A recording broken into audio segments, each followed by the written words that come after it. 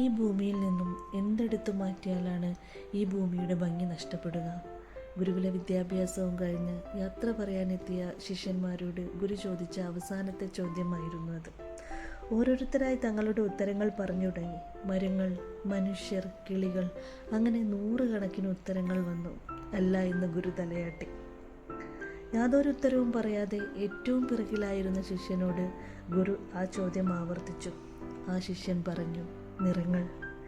ശിഷ്യൻ അത് പറഞ്ഞതും ഗുരുവിൻ്റെ മുഖം തെളിഞ്ഞു. അതെ, ഈ ഭൂമിയിൽ നിന്നും നിറങ്ങൾ നഷ്ടപ്പെട്ടാൽ ഇതിൻ്റെ ഭംഗി പൂർണ്ണമായി നഷ്ടപ്പെടും. നിറങ്ങളില്ലാത്ത മരങ്ങളും പൂവും മയിൽപ്പീലിയും മഴവില്ലും എല്ലാം തന്നെ നിങ്ങളെ മടുപ്പിക്കും, വെറുപ്പിക്കും. അതിനാൽ ഈ സുന്ദര ഭൂമിയിലേക്ക് ഇറങ്ങുന്ന നിങ്ങൾക്കുള്ള എൻ്റെ ഉപദേശം ഇതാണ്: നിങ്ങളുടെ സ്വപ്നങ്ങളിലെ നിറങ്ങൾ നഷ്ടപ്പെടുത്തരുത്.